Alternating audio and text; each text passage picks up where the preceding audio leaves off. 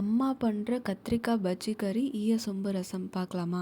எத்தனை பேருக்கு இந்த கத்திரிக்காய் பஜ்ஜி கறி ரெசிபி தெரியும்னு தெரில. ஆனால் எங்கள் அம்மா பண்ணுறதுல என்னோட மோஸ்ட் ஃபேவரட் ரெசிபி இது. செய்யறதுக்கு பூச்சி இல்லாத குட்டி குட்டி கத்திரிக்காயை அதை நாளாக ஸ்லிட் பண்ணி வச்சுக்க போகிறோம். இதுக்குள்ளே தான் நம்ம பஜ்ஜியோட ஸ்டஃபிங் வைக்க போகிறோம்.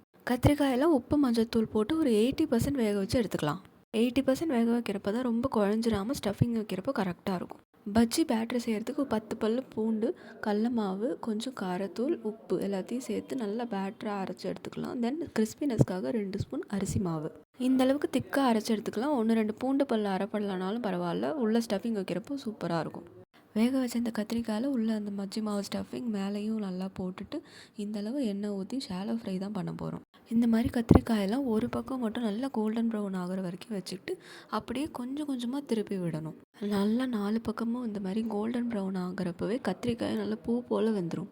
ட்ரஸ்ட் மீ, கத்திரிக்காய் பிடிக்காதவங்களுக்கு கூட இந்த ரெசிபி அவ்வளோ பிடிக்கும். கண்டிப்பாக ட்ரை பண்ணுங்கள். தென் சொம்பு ரசம். கும்பகோணத்தில் ஃபில்டர் காஃபி எவ்வளோ ஃபேமஸோ அதே அளவுக்கு இந்த சொம்பு ரொம்ப ஃபேமஸ்.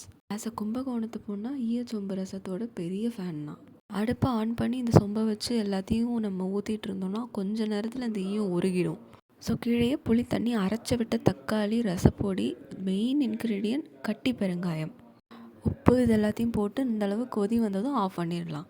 துணியால் பிடிச்சி தான் இதை கீழே எடுத்து வைக்கணும். டேஸ்டி அண்ட் ஹெல்த்தி சொம்பு ரசம் வித் கத்திரிக்காய் பஜ்ஜி கறியை கண்டிப்பாக ட்ரை பண்ணுங்கள்.